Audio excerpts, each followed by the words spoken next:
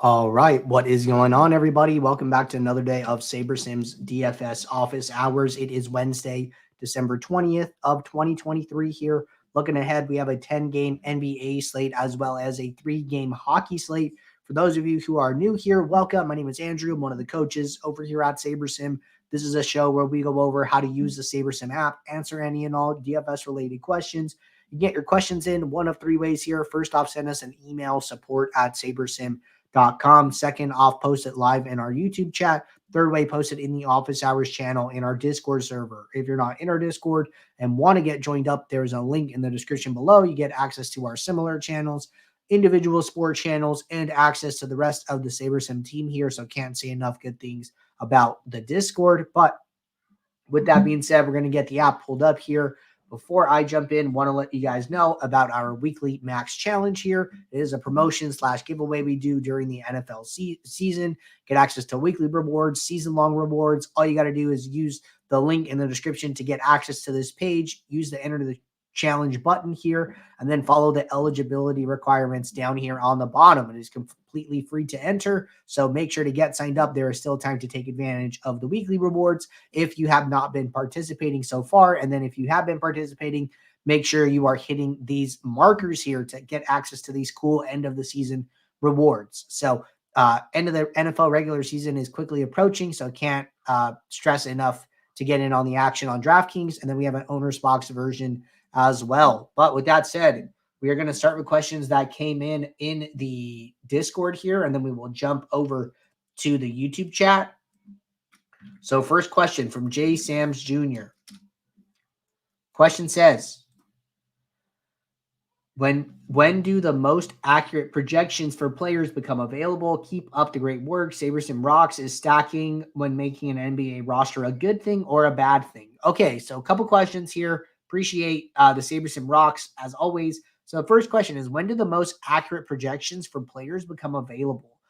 That's a really good question. So the most accurate projections are always going to be after the final sim is run. So for a sport like NFL, final sim runs an hour to slate lock, right? Or an hour to the game time. If it's afternoon game, there's going to be a sim run after the afternoon inactives come out, which is an hour prior to those games starting. So an hour before the game lock time for NFL. For NBA, this is going to be after starters are announced, right? Those are going to be the most accurate projections. We always say, like, hey, if possible, wait till the starter information is out before running your final set of lineups. One thing that we do to help you guys with this is in the NBA lineup alert channel, since news comes out so late. What we do is when sims are run and they finish, we summarize any information about players moving more or less than 2 fantasy points. So if they don't move more than 2 fantasy points, you're going to see a summary that says no significant projection changes. If players do move more than 2 fantasy points, we're going to show you like, hey, Luka moved from 63 to 66. Embiid moved from 61 to 57 or whatever it may be, right? We're going to try and give you as much of that information as possible to tell you like, hey, it's probably worth rebuilding or late swapping, etc. here. So projections really dial in, I'd say, within like the 2 hours prior to lock time, and then barring any news will be any final adjustments. All right, question here from Greyhawk. Question says, are sliders, correlation, and sim diversity back-tested to be in the optimal position by default? When do you recommend changing them? Is there a play on lowering diversity if you're less concerned with hitting a home run and fine with just 2 to 3 times your investment?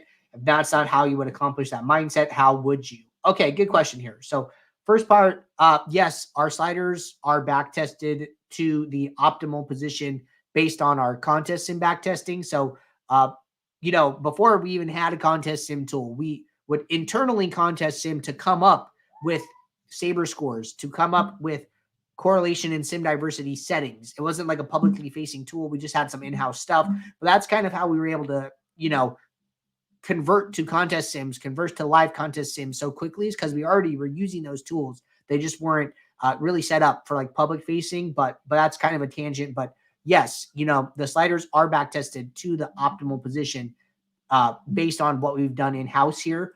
And then second part is there a lower diversity?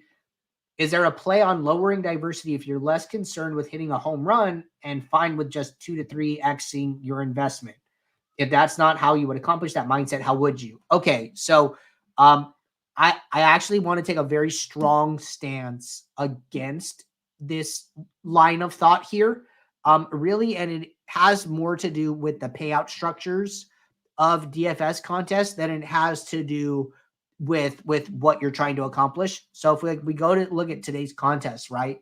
And like let's just say you're playing the flagship and like you're probably not, but it's okay, right? So if we go look at the flagship, the percent to first is 30%. The cash percent is 21%. So like let's just actually let's use the mega eights. The math's a little easier, right? Say you're playing the mega eight. Percent to first, 25%, percent cash, 20%.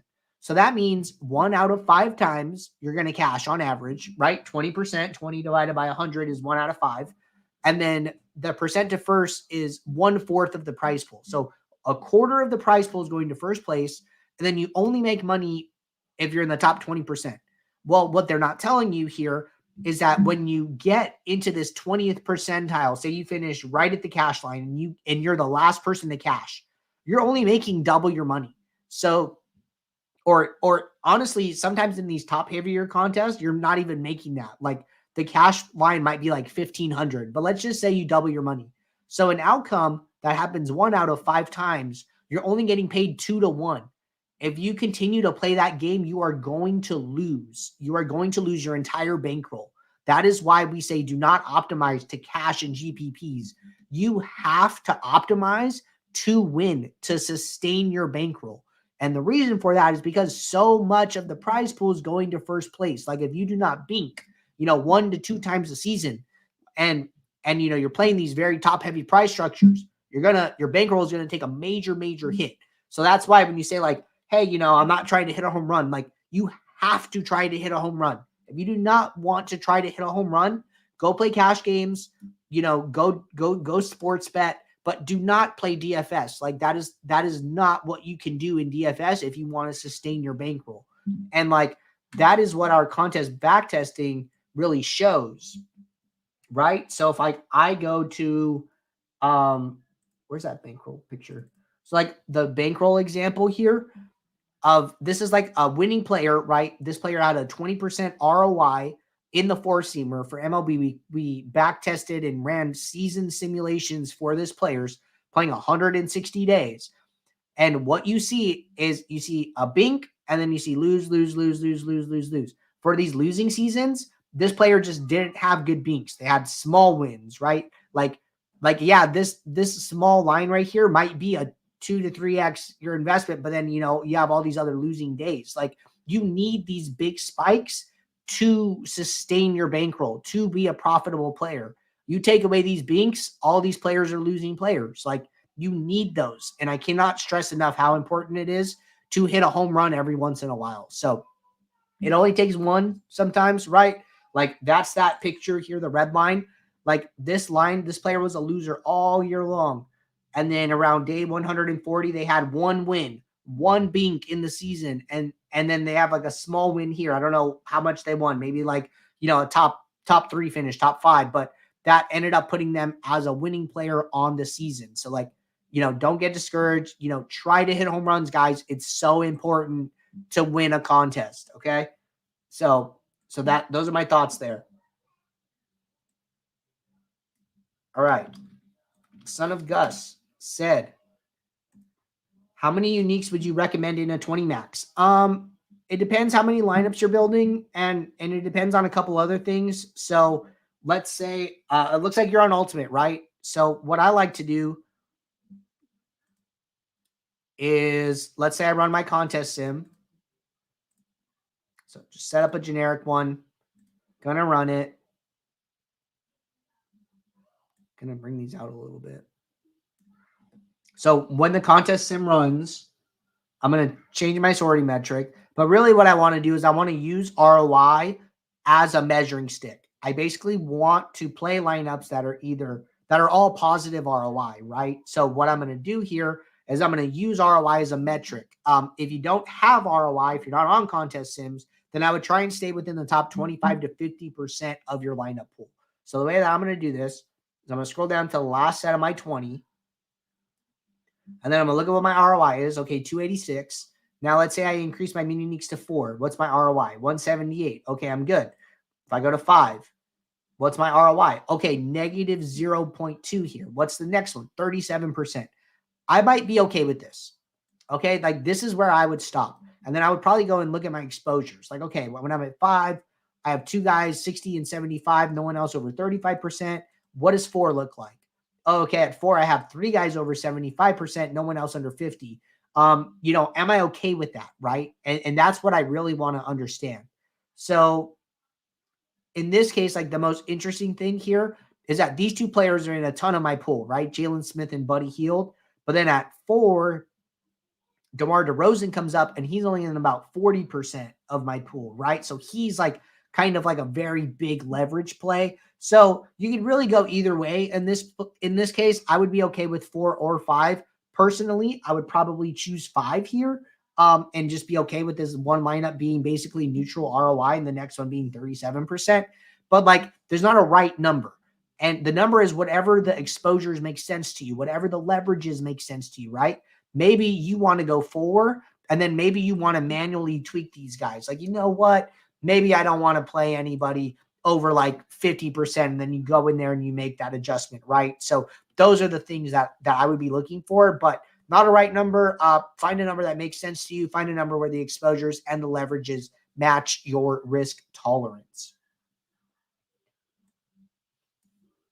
All right, next question here. Question says you should never go for just 2 to 3x in a GPP. If you want that mindset, then play triple ups, quintuple ups, and not GPPs. Okay, good question. Good comment here. Very similar sentiment to what I kind of talked about here. So thank you for your input. All right, Sammy said, hi, Andrew. When I played PGA on 20 max, I used 3 mini leagues based on research. Does that apply to NBA Showdown as well? Thanks. Good question. I would say I don't think that those are like a 1-for-1 in the same here. And the reason for that is that the player pools in PGA are usually a lot bigger, right? Like PGA player pools, usually like 150 golfers, a very, very big number. On an NBA slate, you're looking at maybe like 20, 25 players like in play here and probably closer to like 20. Right, most people are running like no more than like a 10-man rotation, unless like some teams doing like some super weird stuff. But the just the size of the player pool is so much different. So I think that you're going to probably end up using less mini uniques in NBA Showdown. Remember that, this is my personal advice here, but you guys come to this show for my advice. I'm okay giving it. More mini uniques in slates where you're not going to need a unique where you're not going to need an optimal to win, and then less mini uniques in sports and slates where you are going to need an optimal to win. Okay, that's like probably good advice that I'm okay planting my flag on and making a stand on. All right, piano teacher. Hey, Andrew, how do we go about using our own projections when late swapping? Do we need to uncheck use live sims but keep on use live fields? So it depends what you're trying to accomplish. So really, if say you upload custom projections for the whole slate, right? So then say these first set of games lock. Well, now there's not really any point to using your own projections for these games anymore because you can't change any of the players that have already locked. All of the players in these games have locked at this point. So using your custom projections for them has no bearing because you can't move them. So the best thing that you could do if you're using the live sim is take advantage of like how they are doing up to that point in the slate. So remember that we're only going to use the live data for games that we have live data for. So once these games lock and the live data starts, then yes, we will swap off of your custom projection to the live projection. But for all the other games that haven't locked yet, we are still going to use your custom projection. So if the games have not locked, we will continue to use your custom projections. If the games have locked, I don't really see a reason not to use the live sim. But if you don't want to use the live sim, then just turn it off and then we'll continue to use the number, the custom projection that you used in the before this game locked or before whatever set of games locked. Okay, jumping over to the YouTube chat. One question here. If you guys have any more questions, now's a great time to get it in. Cliff said, for the first 5 days free, should I get the standard package? I would start with the ultimate, right? See everything that we have to offer. See the contest sims.